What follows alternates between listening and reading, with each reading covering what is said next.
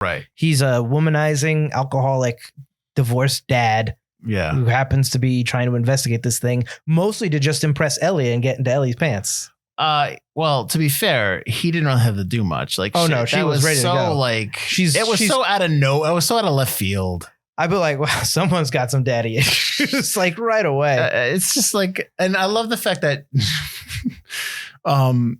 she has like a negligee. Like, so you knew you were going on this investigation to find out who killed your father. So you decided to pack this like black silky negligee. No reason she can't still have a little fun.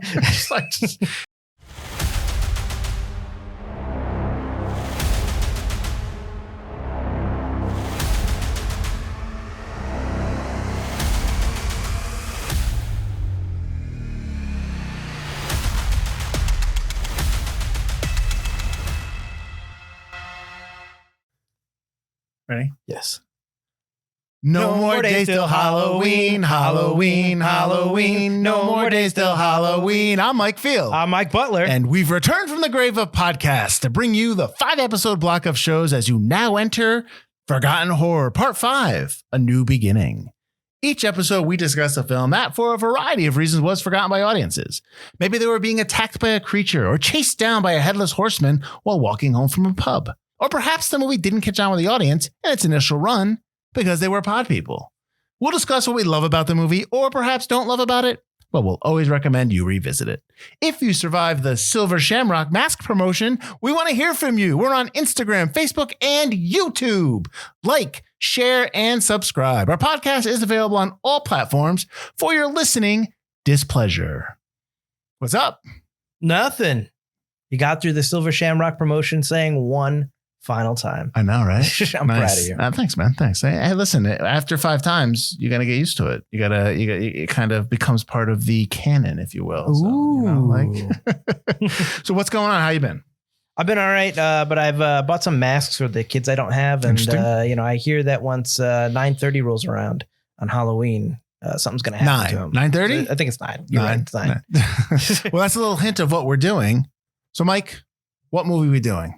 We are doing Halloween 3, Season of the Witch. But not from that song. Not from the song, right. Which was a little disappointing, which I think I told Field right before we started filming that. I was a little sad it wasn't in there. I was waiting. That's too bad. It's not a John Carpenter song, so he doesn't want it. All right, what's this about?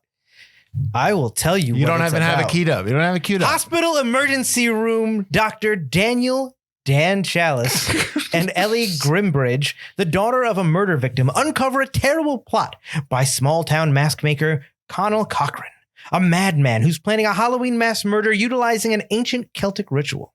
The ritual involves a boulder stolen from Stonehenge, the use of silver shamrock masks, and a triggering device contained in a television commercial, all designed to kill millions of children. That's it. That's all right.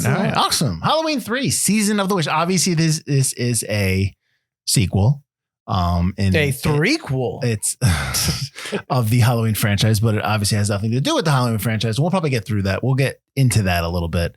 So anyways, Halloween 3, Season of the Witch has a runtime of 98 minutes. It's rated R, production budget of $2.5 million. It came out on Friday, October 22nd, 1982. So it just celebrated its 40-year anniversary last year.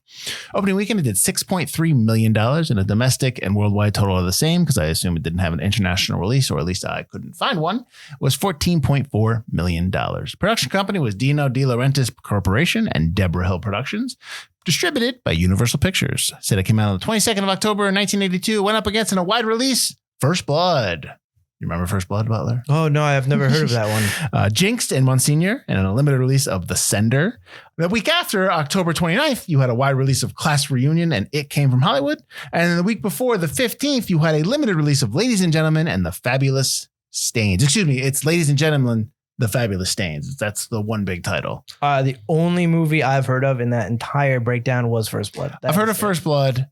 I kind of have heard from Class Reunion and Jinxed, but I never saw them. Like, I know of them. They're just like such common titles that I don't know if I've seen them or not. Well, in the early 80s, it's the beginning of, because you're talking Jaws, we always talk about how Jaws was the harbinger of multiplex cinema films. Yeah. And that was 75, right? 77? I don't know. 75. 75. It was 75. Sorry. Star Wars. I know. That's what I'm confusing. And then obviously Star Wars came out in 77. Then you just had blockbusters all the time. So this is not really a summer film. This is an October release. So I'm surprised. I was shocked that First Blood's October. That makes me think like they didn't really know. I was surprised as well. Yeah. So this was written and directed by Tommy Lee Wallace. We will get into that a little bit. He has directed Fright Night Part 2, Vampires Los Muertos, and the TV miniseries It. He's also written Amityville 2, The Possession, Far From Home, and he also wrote the films I just talked about, Fright Night Part 2, Vampires Los Muertos, and I think he wrote It. Well, he wrote the teleplay. Television. Cinematographer was Dean Cundy, who was nominated for an Oscar for Who Framed Roger Rabbit. He's also did Halloween, the original, The Thing, Romancing the Stone, Back to the Future 2 and 3, and Jurassic Park. Composer was John Carpenter, obviously, and Alan Howarth. Carpenter does all his own movies. Howarth is is more known for sound effects, so he's done The Hunt for October, and he actually did Star Trek 2 through 6 as a sound effects editor. As sound effects, not an editor. He's also a sound designer on Army of Darkness. Edited by Millie Moore, who's done Those Lips, Those Eyes, and Good Guys Wear Black. And then produced by John Carpenter and Deborah Hill, which we'll probably get into all of that. Carpenter obviously produces all his films, but he also did The Philadelphia Experiment. And Deborah Hill is obviously also a partner with Carpenter, but she's also done The Dead Zone, Clue, which is an episode we did, and the original Adventures in Babysitting. Well, Carpenter also did 2 movies we covered as well. Oh, go ahead. So he covered Vampires. John Carpenter. We covered Vampires. Yep. We covered that. And then he also did. You forgot? Oh, no. You've blanked. My brain. It was a forgotten horror film. No, it was the Jeff Bridges movie. No. Yes. Jeff Bridges movie. No, we did Prince of Darkness. Oh, we also did Prince of Darkness, but he also did Starman. He did Starman. Right, so we've done 3. Yeah. There you go. Good job. I forgot all about Prince of Darkness. That was a good one. Those are good episodes. Check those out. Not a big cast. Tom Atkins is our lead as Daniel Chalice. He's from The Fog, Night of the Creeps, Lethal Weapon, and Striking Distance. Stacey Nailkin as Ellie Grimbridge, who's in Yellowbeard, Get Crazy, and Bullets Over Broadway. Daniel Herlihy plays Connell Cochran. He was nominated for an Oscar brother for Robinson Crusoe. He's also in Waterloo, and he's the bad guy in RoboCop 1 and 2. Is he really the bad guy? Like they point him out as a bad guy. He's the corporate guy. He's the corporate guy. Yes. He's not the main bad guy. But he's still one of the bad guys. He is one of the bad guys. He's got one of the best lines in movies. He goes, "You're fired. Thank you." And then he blows the real bad guy out the window. I love that movie. All right. Wendy Westberg as Teddy. She plays the woman that he keeps calling at the morgue, or one of the techs that keeps looking at the same pieces. She is in not much after this. I think she has a couple guest spots. Garn Stevens as Marge. She's more TV guest spots. She's also in a Quantum Leap episode. She played Gladys Love Presley in that Elvis Presley episode. Oh, really? Leap. Okay. Yep. And Nancy Keys as Linda Chalice. She's in The Fog. Saw her on Precinct 13, and she played Nancy Loomis in Halloween 2. And then there's a couple cameos. The commercial announcer. That's right, kids. Stand to get in front of it. That's Tommy Lee Wallace. And if you notice, Jamie Lee Curtis has a little cameo in here. She's the voice in the speakers for the town. She's a curfew announcer, and she's the telephone operator when he's calling. Oh, that's right. Trying to get stuff done. So she's kind of, that is uncredited. Now, I want to get into, before we get into all the facts, let's get into some of the writing stuff, because I said that Tommy Lee Wallace was the writer of the movie, but actually the original writer was Nigel Neal, who he's on the Entertainer and Quartermass series. That's why he got the initial ask to write the original script, because John Carpenter's a big fan of the Quartermass movies, or the Quatermass movies, excuse me. And he asked him to write this movie. He wrote it. They kind of went back and changed it because it wasn't gory enough. So like Carpenter has an uncredited rewrite. Right. Wallace has a rewrite. And so then Neil sued to get his name off the project because he didn't like how violent it was, and he won. So he's not on the so you only know him because I said it, which I think is hilarious, because I don't think the movie is violent enough. There isn't. It's not kind of like, it's not gore horror too much in terms of some of the stuff.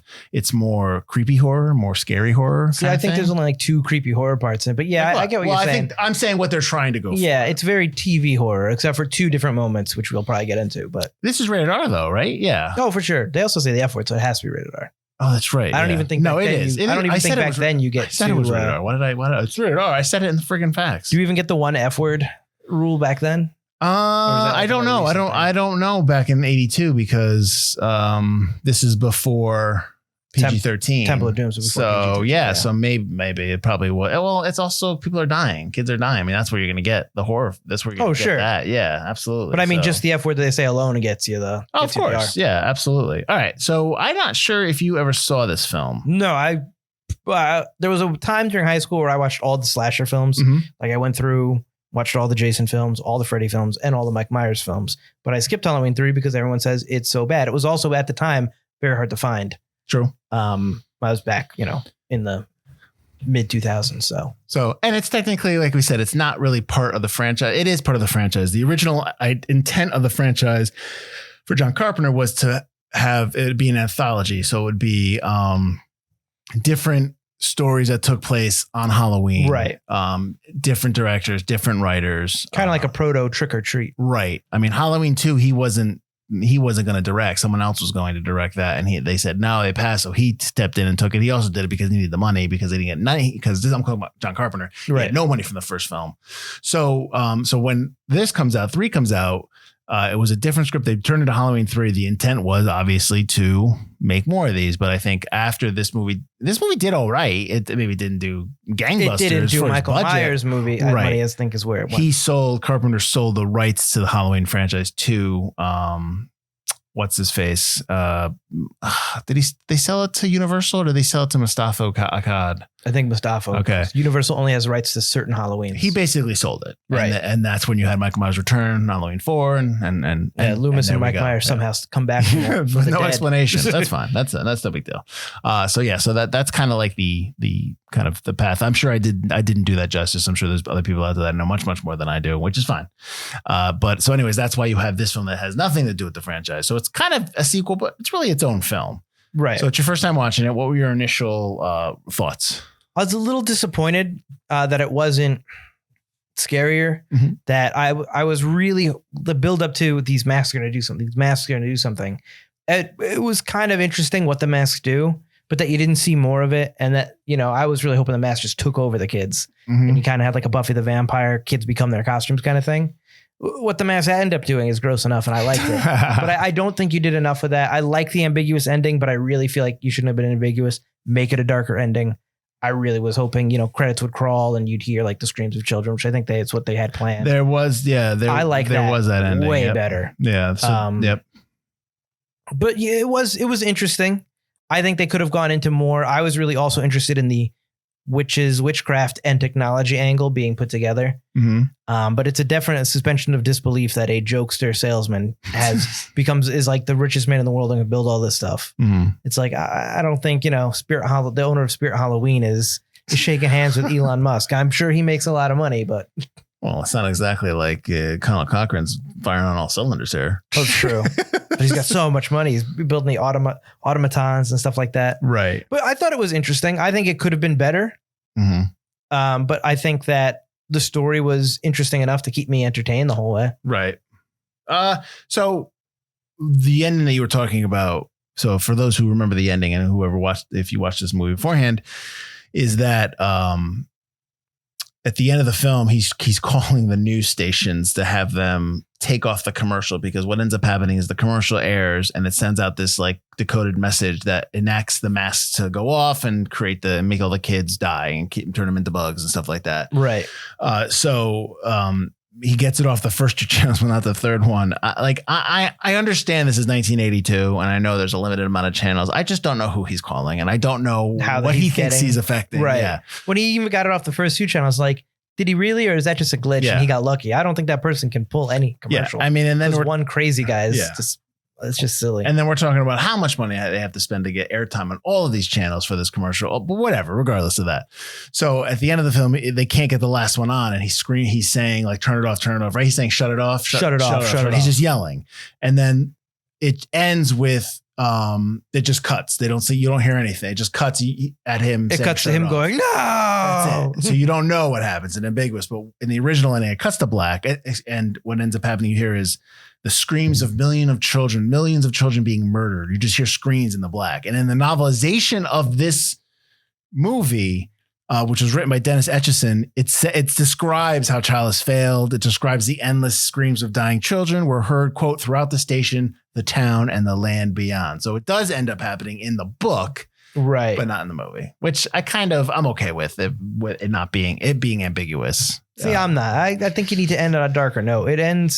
It gets really silly at the end, and it's like you don't win. It's a Halloween movie, right? You need to have that monster stabbing in the back at the very end. You need to have that kind of jump at the end, right? So that he loses works. But then I think what about something where what about this, which we hate saying, like, this is how you should make it. But what about it cuts off and then we cut to a house and the kid turns a channel and it's on another one? Like there's that's great too. I like that too. Yeah. Yeah. So, but yeah, it's fine. It works. It works. I think it works both ways. It's fine. I don't think it doesn't work ambiguous. I know you prefer. I prefer the other one, but it's not like if he just wins outright without some kind of stinger at the end, then I wouldn't like it for a horror film. Okay. So what else kind of jumped out at you, unless you got to all of them?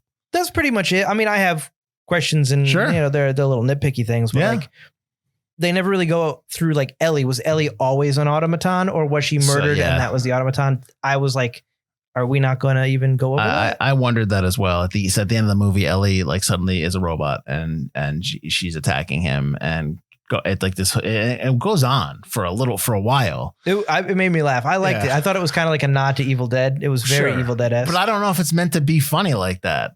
If it's not, then when the hand comes back and he's clearly messing with somebody who's lying down on the ground holding his neck. But like he throws the stuff away and he's just like, oh, fine, thank God. It's like, dude, it's not over. So I had that same question. Like, if she's a robot, why get in the car? Why go? Even if you're saying they killed her and she was a robot from the end. Right. Why still help him? Why still, get him going? Yeah, she is actually. Right. And then all of a hands sudden, him the buttons. Yeah. And I maybe I should have gone back and watched the ending a little bit more, because I don't think that she was acting robotic. Well, some of them can act so realistic. One of them sneezed, Mike. Yeah, I know. So that was a question I had too. One of the what was the coroner stuff? I'm guessing she was a coroner. I'm not sure. Teddy. Yeah, she's a coroner. Yeah. She talks about how like, oh, we've been working on this one and we wasted our time because we didn't realize it was plastic. It wasn't a body. I'm like, how are you good at your job? But I know it's the 80s, so I don't know if they had the modern techniques and all that stuff. But I'm just like, you couldn't tell the difference between flesh and bone and plastic. We'll just say like he wasn't in there. There was we got like some plastic parts, but I mean, I don't think it was a jump to like, it was definitely robots, doctor. It was definitely, obviously your first step isn't going to say it's robots. It's going to take you a while to figure that out, if you even do. What I think is hilarious is at the end when she's looking at what's clearly just wire and she goes, oh, like, really? You're getting that that's a robot from this lawnmower part? Like, right. How are you getting that it's a robot? Then she gets the drill in the ear. Which we don't show.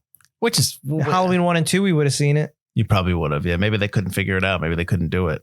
Well, I guess they did it because she got her hair caught in the... Yeah. When they were doing it, the first guy who did the actor got her hair stuck and actually hurt her. Right. So when they went back, they took a weekend off. When they went to go reshoot it, the director did it himself because he didn't want her to get hurt again. Yeah. So that the actress there is Wendy Westberg, and I have a quote that she talked about. She always used to tell her husband or whoever, I guess, that they kept injuring her on the set, and that and he, as Butler said, the extra caught the drill in her hair, or her drill got caught in her hair got caught in the drill. Excuse me. And then like, so she's like, in the movie industry, if you're held for a certain amount of time, you still get paid. So like, if you're not even though if I'm on set for 5 days and then something happens that it's holed up and I'm stuck there, I still get paid. I get paid. I keep getting paid for those extra days. So she always would joke that she got like 2 years of health insurance, that this paid for 2 years of health insurance for you. So hey, I guess it worked out. Nice. But like you said, like the director did it. Right. But if the director did it and the drill actually got caught in her hair, that means there's a shot where you actually see the drill going down. No. Maybe they just kind of redid the shot. So it wouldn't have that's the thing is like, I'm okay. Not like you don't have to make a whole fake skull and drill into it. Okay. You want to save money. Right. But get some tension. I want to see the drill getting close. Like I want to be like, oh snap, is she going to make it? But they cut away and it's just such a long shot from the back. This is like, all right, come on. And then she's dead. And you at least give me a pool of blood to let me know, okay, she's dead or something. You get nothing. I mean, but that's the other thing is that they don't shy away from violence, because when the kid dies, when little buddy dies, Brad Shaker's character, he dies. It's bad. But it's not his head.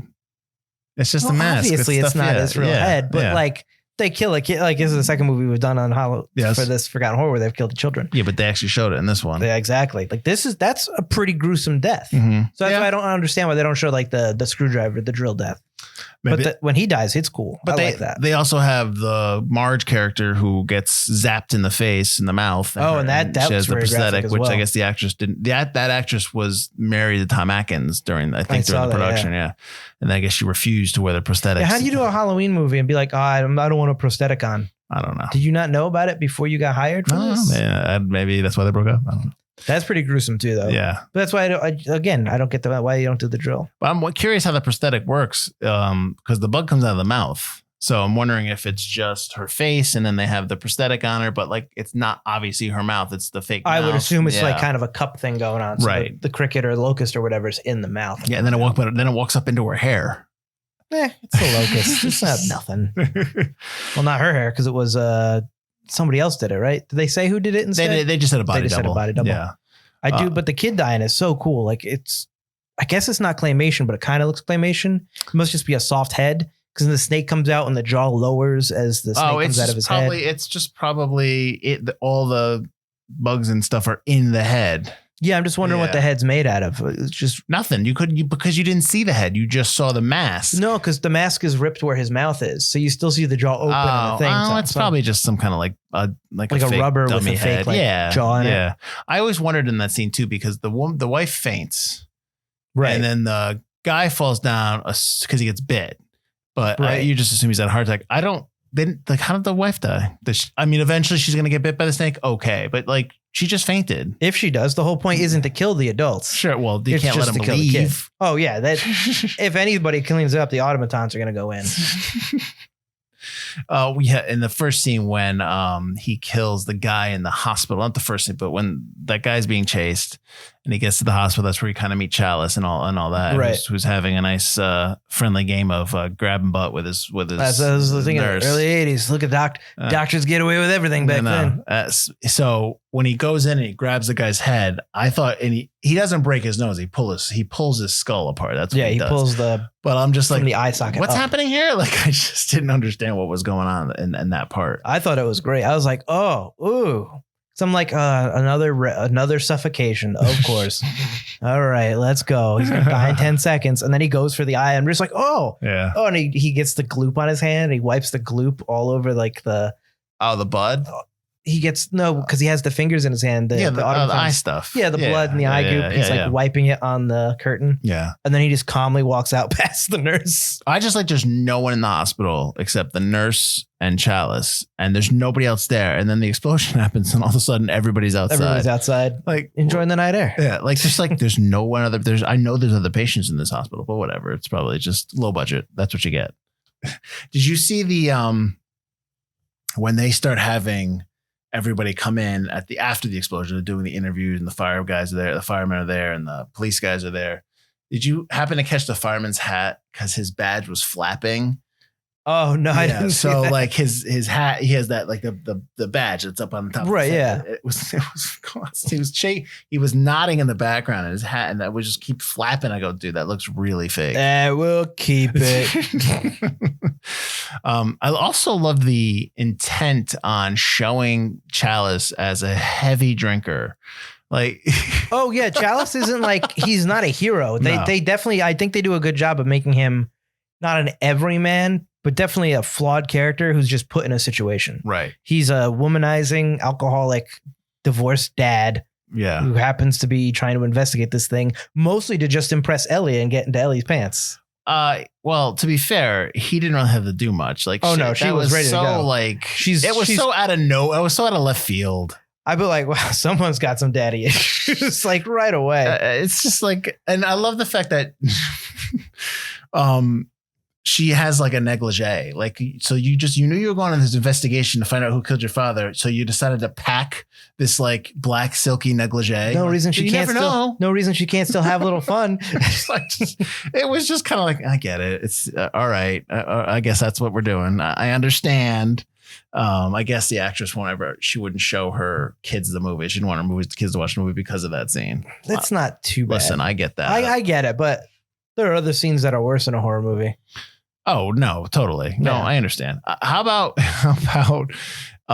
in the bar he's drinking and he's like he yells at the guy to change the channel and the guy's like annoyed. It's like, dude, you have cartoons on. I thought the same thing. I was like, who has cartoons on in the bar? I mean, probably my bar, but yeah, change the channel, please.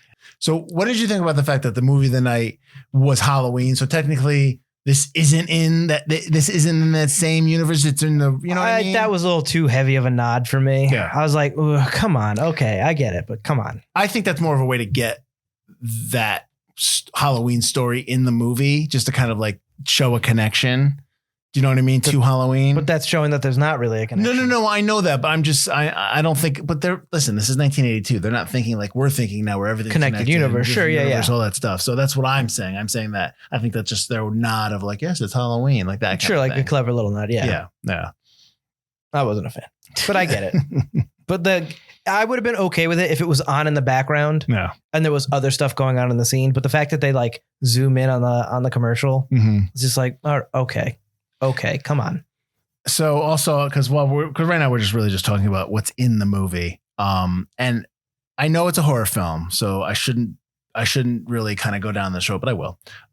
There's not much to the investigation in terms of that. Like they're not doing it well. Like they show up to the warehouse to find out about her father's delivery. Sure. Then Cochran shows up and he's like, how you doing? He's like, oh, Mr. and Mrs. Smith. I'm like, dude, you're not fooling anybody. Like, they know why you're there. He says Smith and she says a different name. But they're already talking about the order. You already talked about the Bainbridge order. I don't understand. Yeah, like, it's really stupid. But to be fair, they're also not detectives. They're just two people doing something they're not supposed to be like. No, I get it. I'm not trying to like nitpick that.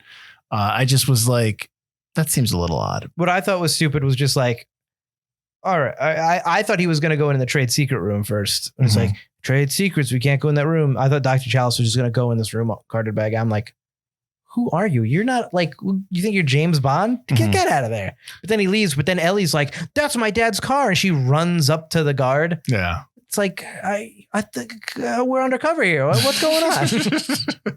So let's talk about what they do, what the mask company is doing here. Cause you're going to have to explain to me the connection with what is actually going on with the Stonehenge rock and the devices. So the Stonehenge rock is magical. Of course. So they have chipped through the rock to make the molds that the masks are made out of. And did they say that? Oh, no. Because that's what I assumed, Butler. Yes. That's the 3 holes in there. And they're also using parts of that rock to make the chip. Okay. The chips have a microchip. The technology side comes from the microchip activates with the commercial. It's not Cochran taking a piece and wiping it on the chip and be like, it's all set. Like whatever that was. Whatever he did there where he took. I didn't quite get that either. He grabbed the rock and he was just like, yeah. And he's like, I'm like, what are you doing? I didn't quite get that. I thought they were just making the microchips out of the rock and the masks were formed out of like molded out of the rock. I also like the fact that they're visiting there the day before Halloween, right? Yeah. These guys are still working on the Stonehenge. Yeah, I was thinking the same thing. It's too late now, guys. Yeah. Halloween. The orders went out. Shipped out. What are you doing? And you still have crates and boxes of these masks. Clearly they didn't sell enough. End game's tomorrow. Let's keep these dangerous chips in this cardboard box that'll just activate if we dump them off. I did like there was a moment in that scene when they are he's like showing them when they have them and they're holding them hostage and whatever. Sure. Cochran's talking to them. I think it's actually after that moment when he wipes the dust on the little thing. They actually walk across the floor and nobody says anything. It's just they're just walking across. It's almost like a good 20 seconds, 30 seconds without dialogue. Oh, sure, yeah. I was actually okay with that. I was like, oh, this is an interesting choice. I kind of like this. I don't know if that was taking intent. Through the lab. I think it's the silence is creepy. The fact that those are automatons. Mm-hmm. It's like all the men don't talk. It's just kind of like awkward. On purpose. Well, they're robots. Exactly. That's why it's like, okay, no one's talking. It's very quiet. No one cares that he's got a hostage in this room. But I like that. Okay. I wasn't a big fan of the complete ignoring the guy busting the TV. Like when he kicks the TV and breaks the TV, throws the mask over the camera. It's like, no one's watching this camera with your only hostage. Your issue is you have one guy who might stop all this. and you're not watching that one guy. Yeah, I didn't. I heard I read that took 40 attempts or something like that to get the mask on the. Because the director got overzealous because he did it just in one try to be like, all right, we're going to do this for the take. All right. Yeah. They should have just done it backwards. Put on fishing string and have it come back into his hand. It back. Yeah. No, that was just like, stay here and then don't escape, but you probably will have to for the movie to continue. But just stay here. We have cameras on you. Yeah. We have Ellie strapped down on a table with 300 straps. Yeah. We're just going to put arms around your hands and let you like walk around in the spinny chair. Yep. Yep. I also like when they cut at the end when they're cutting to all the cities across the country. They're like, I was confused by that because they do it at a weird time because they go like, it's Halloween now. Yeah. And then they cut back and it's not. Well, in this universe, there's no such thing as time zones. So, but I just like the fact that they Phoenix, New Orleans. I'm like, it's all LA. Like I can tell it's Los Angeles. Like stop telling me it's not Los Angeles. But again, that's fine. The magic of movie making. Did you notice that when they're rolling the tape for the commercial, they hit 666 to roll it? I saw that in the notes, but I did not catch that in the movie itself. Yeah. I got that on the thing. Good. I was like, look at that. Clever. But then when Chalice comes in and he's trying to deactivate the commercial or whatever, or like mess with the system, he just presses like 1, 2, 3, 4 and it like activates something. Like, how do you know the code? Why would that do anything if it's not programmed for anything? How about the investigative acumen by Chalice to just question a random bum that he meets in the alleyway who asks him for a sip of his gin? Yeah, sure, here, pal, no problem. What? First of all, why? What I think is weird is why are you getting a sip of his gin when you have a full bottle? Yeah, you're had a bottle. The next shot. I said that, but I was like, you already had a bottle, you jerk, moocher. And then he's like, hey man, what do you know about this cocker? Why would he know? And then of course he's integral to telling he knows everything. Absolutely, that's why his head gets ripped off. The most unbloody head tearing off of all time. Well, I mean, they do. They show there's a spurt like they show it like when it falls over. Seconds after it falls over. They remind me of the agents in the Matrix sometimes when they're just staring at each other like that whole thing. I thought that was slow nod. Just a head on top. So where this takes place, Santa Mira, California, is actually the setting of the 1956 movie Invasion of the Body Snatchers. That was done on purpose, obviously, because they were fans of the movie. Connected universe, multiverse. Let's go. Did you know that the original director was Joe Dante? I saw that and I was like, it would have been interesting. He was the one that brought on Neil. But Carpenter obviously as well, but because he told them, hey, just do something with witches, technology, and which technically Cochrane's not a witch, he's a warlock, but whatever. I guess we'll move past that. Season of the War. So are all the wizards at in Harry Potter too. Yeah. So Dante left. He quit to direct the one of the segments of the Twilight Zone movie that was coming out. He directs the airplane one, right? I believe so. I'm not really sure. But yeah. So I thought that was interesting that they actually had an original director there. Did you know what the fluid is that comes out the robot's mouth? Did you read that? Orange juice concentrate. Yeah, that's gross. How about when? Sour. When what's his face? When Chalice kills one of them, and then he punches one. He punches it right through, and he has it all over his hand. And they lift him up, and it's supposed to be a scene where like they've caught him, and he's just like, but he still has the wherewithal to just wipe it clear of his hand. Like, wait, you wouldn't do that. You still got goop on your hand. You would let it sit there. I thought that was just like that's a choice. I want to have clean hands. What do you think if I wipe my hands here? As a doctor, I would always have clean hands. I need my clean hands to tap the butts of my nurses. That's what I need them. Did you ever pick up or did you ever know about the action figures that came out in 2020? Did you see that they actually came out with the pumpkin, the witch, and the skull little characters? Oh, no, action figure wise, no. Yeah. They came out in the March 2020. So I mean, I know it's pandemic time, so it's like probably nobody knew it. But yeah. But also when the movie came out, they actually mass produced these masks. I saw that the same company that made the mask made it. And I would not buy those if I was a kid. I wouldn't trust them. So yeah. As long as they don't have the chip in the back. Well, I just wouldn't trust them. But I guess they're out again. They came out a few years ago. A different company has the rights. So starting in like 2017, they came back into circulation. Well, they pop in. They're in other films. They're in, I think I had that note that they are in other movies somewhere. Yes, in the 2018 Halloween film, the reboot. Oh, I think I remember when that happens. Yeah, that are wearing the 3 masks from Halloween, and then they come back in Halloween Kills. They have the silver Shamrock medallions visible on like the rear of the mask. I think that was when they're in the bar in Halloween Kills. You didn't see Halloween Kills, right? I did. I just haven't seen Ends yet. I think it's when they're in the bar. Or did I by the time this comes out? So I think it's there. And then obviously, if you remember Halloween Ends, the credits of Halloween Ends are like Halloween 3. They're kind of like the same style, the same. That is because I haven't seen Halloween Ends yet. Yeah. Okay. Well, I mean, it's on Peacock. I know. I got to watch it. So you do kind of see it. And this movie does have a cult following, even though it sounds like we just hate it, Butler. This movie does have a big time cult following. There's issues with it. But again, this is, and I say this all the time. This is a movie I'm seeing now that came out 5 years before I was born. Mm-hmm. It's 40 years old now. There's so much more horror that has come out after this. But Halloween 3, I mean, Halloween was the first real slasher movie. Mm-hmm. So this is only the third one in this series. So this is still a movie that's going to inspire people, one way or the other. Right. And like movies like that haven't happened before. So I'm coming at it with 40 more years of experience in terms of other horror movies. Back then, I don't think, like I said before, I don't think this movie's half bad. I think it should just be more violent, personally. Right. Okay. Well, then that's good, because I thought you were aligning yourself with Roger Ebert, because this is on his most hated list, or this was on his most hated list. Of course it was. He wrote that the film was a low-rent thriller from the first frame. This is one of those identikit movies assembled out of familiar parts from other better films. What's the plan? Kill the kids and replace them with robots? Why? So Ebert had some issues. There was no plan to replace the kids with robots. Those kids were just going to die. Cochran does kind of sit there and just starts talking about Samhain. Yeah, he starts talking about the ancient holiday that Halloween's based on, and sacrifice kids, right, and stuff like that. So but that also kind of reminded me of Cabin in the Woods, especially when the light came down and he got disintegrated. Cochran gets disintegrated, and the fire starts coming around the factory. I was really waiting for that to be like the old gods are back kind of a thing, like at the end of Cabin in the Woods. Like, oh, he failed. He didn't sacrifice him.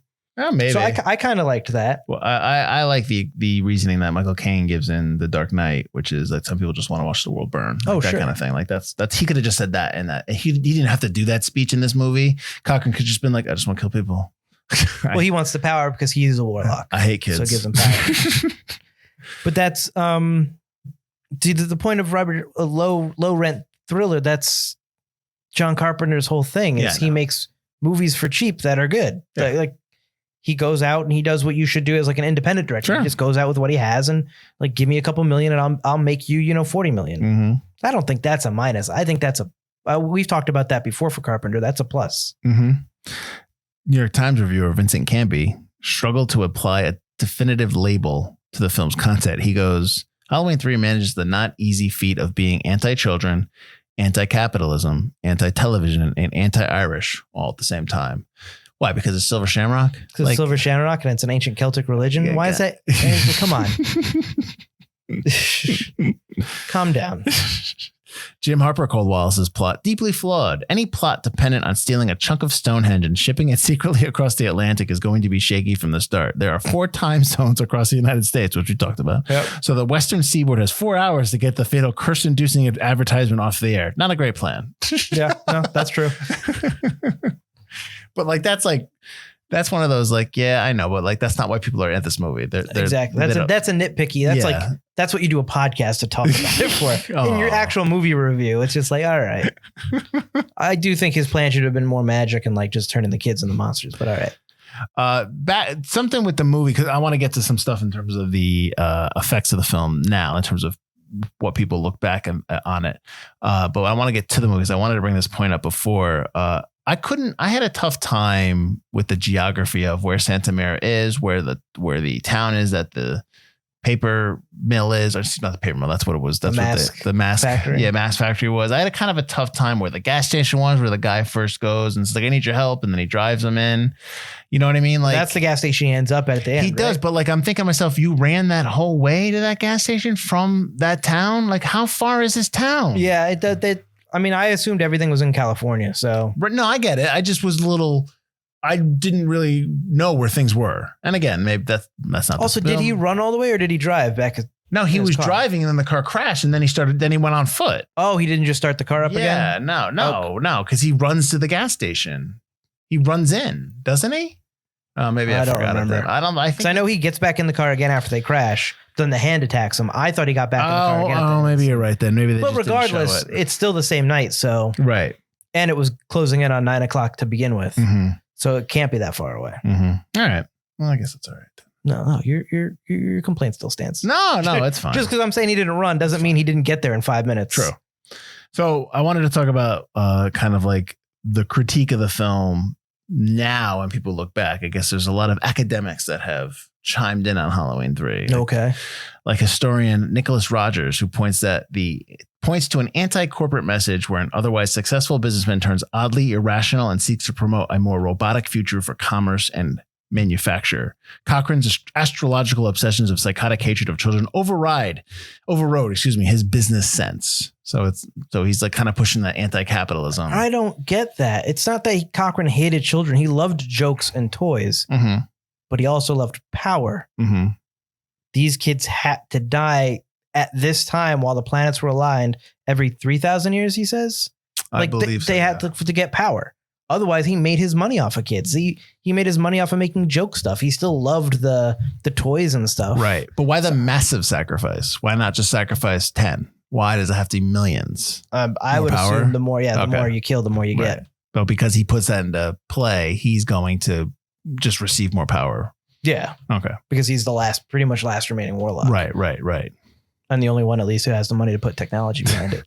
I think the anti-capitalism or the anti-corporate message is just kind of, I don't think it obviously it's intent, but I don't think it's like I'm making an anti-corporate film. I think that's just kind of why is this guy bad? He's a businessman. The businessman is the bad guy. So right. It doesn't make it anti-corporate. It just makes that guy the bad guy. Yeah. Tony Williams argues that the film's plot signified the results of the victory of the patriarchal corporate culture. So like another one right there, but this time we're talking about the patriarchy. You're staring at me they're like really digging. I will say that in terms of the patriarchy, it's like he tells his wife to shut up. She's like on the phone all the time.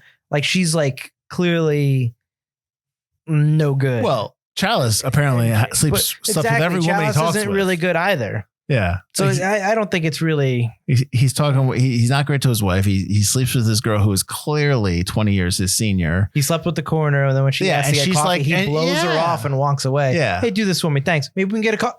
Oh, okay. And she's still pining. She's still kind of flirting with him over the phone. And like when they're talking, I'm like, this guy's not a good guy. Martin Harris writes that Halloween 3 contains an ongoing cynical commentary on American consumer culture. Upset over the commercialization of the Halloween holiday, Cochran uses, quote, the very medium he abhors as a weapon against itself. Harris also discusses other big business critiques in the film, including the unemployment of local workers and the declining quality of mass-produced products. That's a lot. That's reading a lot into it. These people are really digging into it to get more out of this 83-minute Halloween movie than what's really in it. Yeah. It's just, come on. Well, you talked a little bit about how he's using, I didn't get that Cochran hates TV. Is he talking about TV as the weapon, the medium he's using as a weapon, or is he talking about the kids, the novelties, the masks? The novelties, playing one last joke on the kids with the ultimate joke. I don't think he ever talks about having an anti-TV message. I guess you could say that showing all the kids in front of the screens like a bunch of zombies is maybe like showing a message like, hey, you kids watch too much TV. Yeah. But this is a guy that makes his money off of TV. I really don't think that's the message he's going for. And the cynical commentary of the consumer culture, commercialization of everything. That's what the 80s was all about. So that's a common theme everywhere. Sure. And that's malls are going to start being built. And it's just, that's, if they can package it and sell it, that's what the 80s was all about. Got to buy those masks. Yeah. But I've also watched shows and movies from the 30s, 40s, and 50s that are also about consumerism. Yeah. And like going up. It's not new. Yeah.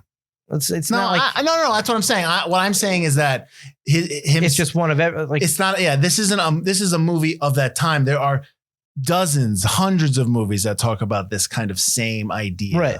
We mentioned RoboCop because Cochran's in RoboCop. Yeah. That's one of main. the yeah. That's one of the main themes of RoboCop. Yeah. It's just like it keeps going. No, I know. RoboCop's 87. So like, it's almost the entire 80s. Yeah. No. I get it. I totally understand that. And I just don't think it's a beacon of all that. There's tons of other ones that do they're just looking way too deep into this movie. So who would you suggest this to then? Who would you like, if someone says like any movie suggestion, who would you suggest this to? I think you have to like 80s horror films. You can't show it to like a kid who's like only likes modern horror films because they're just going to get disinterested and shut it off.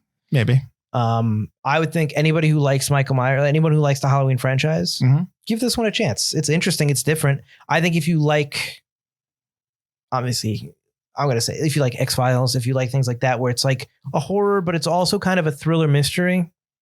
Like it's not your typical scary quote unquote Halloween movie. And I mean that in a general sense. It's really like an interesting mix of genres, which I thought one of the reviewers you were saying was going to talk about how it's interesting mix of genres, but then he talked about an interesting mix of themes. And I was like, all right, calm down. It's a thriller, it's a mystery, and it's a horror film all kind of wrapped up in one, which I find it was interesting. I think it kept my attention. And again, it's not John Carpenter, but it's got a lot of John Carpenter feel to it. Well, he produced it. So if you like Carpenter, it's got that music, it's got that low budget feel, but they're still doing something with a nothing budget. Sure. Like we talk about how everything's empty. The town's empty. Yeah. Conveniently curfew. Yeah. The factory has just the same five automatons. But nobody cares about that if the movie's good. Exactly. Right. But you it's make funny it work. To point out. Yeah. Yeah. So I think if you like Carpenter, if you like that kind of stuff, and if you like the Michael Myers movie, I think you should give this a chance. Just to your point about people who like modern horror. I mean, if you're a really true horror movie aficionado, like now, sure, you should go back and watch a lot of these older horror films. Oh, absolutely. Because they're better. Because all these movies that you're watching now stand on the shoulders of all those films that were done before. Yeah. You can't do these movies now without those films. Those films are influences in various different ways, directly, indirectly. So I think it's any movie lover should always watch older films. We always have this conversation about people who are like, I don't watch anything but past 1993. It's like, well, you're screwing up here. Yeah. You know what I mean? Stuff like that. Like you should always watch the movies that came beforehand because they're not, no one's saying they're great, but they served a purpose. Some of these films, gave you what films you have now. Yeah. You know Absolutely. What I mean? Like a lot of these directors now are influenced by those older films. So I definitely think you should do that. Why do you think it's forgotten? Because it doesn't have Michael Myers in it. That's a big thing. I mean, I think that's what disappointed a lot of people. This is before Friday the 13th still, right? By the time 3 came out? No, well, there's no Jason Voorhees yet. I think Friday the 13th was it was 84, the first one. I'm looking it up now. Okay. Well, let me go on my point, then you can correct me if I'm wrong. That I think that, even back then, like you still had 2 Michael Myers movies, so you're still going to go into the third one expecting your killer to be back, even though that's kind of the start of it. So I think people watching this movie were like, where's Laurie Strode? When did it come out? So Friday the 13th is 1980, where I'm wrong, big time. 80, part 2 is 81, part 3 is 82. Okay, so by now you had 2 Michael Myers they're movies. Cranking them out. Jason's already keeps stalking through a bunch of different films. So I think you want your slasher to come back. Holy cow, 80. This is part 1, 80. Yep. 2 is 81. Part 2 is 81. Part 3 is 82. Final chapter, which is 4, is 84. Part 5 is 85. Part 6 is 86. Wow. Part 7 is 88. Good for you. Just cranking them out. I love it. Although Voorhees isn't the main bad guy in 1, he still appears at the end. Okay, well, first of all, don't spoil it. And second of all, yeah, I know, but the fact that they're just putting them out I'm not. Impresses me. Yeah. But I'm saying to the fact of why it's forgotten. I think you're just watching these kind of movies, waiting for your Me and Monster to come out. Sure. So like the idea of like an anthology movie series, I think is a great idea, but also has never really happened as far as like the Cloverfield movies are trying that to varying degrees of success. Trick or Treat is an anthology horror film in itself. Same with the Twilight Zone movie. They're vignettes, but within one film. It's interesting. I would want to see that again. Somebody to bring back like maybe one common theme or throughout a horror film, but it's all different stories. Kind of like something you and I were working on once upon a time. What's that? With the different horror things all taking place within the same, like just one through line, but they all take place. I think it's ingenious that Carpenter wanted to do something like that. I just don't think audiences were ready for something like that back then. And I also don't think it's scary enough. It's a different type of scary. Yeah. So, but I always wonder back then, how long people stayed in the theater waiting for Mike Myers to come on screen. Like I just like, you know what I mean? Definitely waited till those credits rolled. Could you imagine working back there at a movie theater? The guy's like, yo, I've been in this movie for 45 minutes. When's Myers coming out? Like I that always interests me. I obviously, because we both worked in the movie theater business. He's in a commercial. He's not coming out, is he? He's not coming out. I wanted Michael Myers. Come on. Yeah. I always wonder like what it was like working back then during these times. I mean, granted, I started working for the theater business for 93. So I was there for the tail end of Jason, like Jason Goes to Hell and Jason X and all that stuff. Right. But I've always wondered beforehand, like just how was it? I want my $5 back. I said I wanted money. I gave you $5 for the Michael Myers movie. There's no Michael Myers in this because people were saying that to buy tickets for. Of course, they weren't saying Halloween 3. They were saying the Michael Myers movie. It wasn't $5 back then, was it? When I started, I don't know. When I started it might have been when I started in 93. Tickets were $6.75 for an evening show. Oh, then they must have been $5 or even probably less. $6.75. You can't even double that. You still can't get what you get for the IMAX, which is like 19 something. That's right. Those were the days. IMAX probably more if you go on Saturday night. Oh, that premium pricing, premium seating. Yeah. Screw that. All right, Mike, where can they find us? You can find us on Spotify, Apple Podcasts, and nope, not yet. You can find us on YouTube. When you're on YouTube, go ahead and like, subscribe, all that good stuff. It really does help the channel grow. I know everyone says that. It's like, yeah. But studies have shown that it really does help. Cite your sources. So go check us out, like and subscribe. We've got a ton of other episodes. I know this Forgotten Horror batch was the first batch we actually filmed, but we have a bunch of other commercials you can check out. We have commercials now you can check out for this new season. And we also have merch. Check it out. Forgotten Horror 5. You can get t-shirts. We got mugs. We've got all sorts of different stuff. You can go to our shop where you can go to ForgottenCinemaPodcast.com and there's going to be a link to our store page. And you can support us by buying some awesome merch and wearing t-shirts like this. You don't have to get it in black. It comes in other colors. In other colors. Field doesn't like black shirts. I normally don't either. Nope. But it's Halloween, so I will wear it. Dark as I'll get. Dark Heather. Dark Heather is one of the shirts. There you go. So thank you for staying with us for these 5 episodes. This was obviously a little test in the water, a block of films. You know, we stopped this podcast 10 months ago. You're watching this in October, so 10 months ago. Yeah. So, you know, we like, I always knew that we would come back for little blocks here and there. So I figured the Forgotten Horror is always a big favorite of Mike's. So I knew that like that he would go for that. So, and we wanted to do the YouTube stuff because we really wanted to see if that helps and how that helps, you know. So we're kind of, it's kind of like, let's see what this does. Let's see how it performs. And, you know, we can make some decisions later on. No promises. Sorry, Mike, no promises, but this was fun. This was good to do. It's a bit of a work, get everything set up and stuff like that. I'm sure you're going to hear us multiple times say we're always looking for somebody to help us out. So if you want to be a third member of Forgotten Cinema, excuse me, you know, that's a big step for us to kind of keep going. So, but right now, you know, this is it for now. We hope you enjoyed it. We hope you like the movies. You didn't like the movies. If you just disagree with anything we said, please, we'll talk. We are big fans of having discussions about films. Nobody's right, nobody's wrong. It's just talking about movies is the right thing. So we are definitely, if you disagree with us, that's great. No big deal. Like we get things wrong. I mean, it'll hurt me a little bit inside, but I'll get over it. Mike is more of a horror guy than I am. So I don't come to these films as somebody who like loves horror. Like I don't watch as much horror as I watch maybe other genres. So I'm also not an obsessive horror guy. Oh, that's okay though. But still direct all because I don't want those people coming at me. Direct all your obsessive horror questions to Butler. But anyways, so we are open to talk about films. We just love movies and what. So, sure. And we love talking about them. So, but thanks for watching. Thanks for listening. Till then, I'm Mike Field. I'm Mike Butler. And this has been Forgotten Cinema. No, wait, it's been Forgotten Horror Season 5, a new beginning that's now over. You can still keep it spooky though, y'all. In a creepy way. Always in a spooky, creepy way. Absolutely. Butler's been canceled. Now I'm looking for a new host. Hey, everyone. Thanks for watching the show. Yeah, if you like what you saw, check out all the other videos we have. They should be there. Maybe there. I don't know. They could be anywhere, but check out all those other videos. Like and subscribe, like we say in the show. It really helps out. And we hope you like what you saw.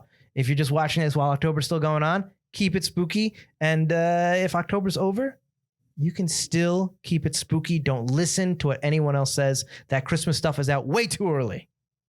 Bye, guys.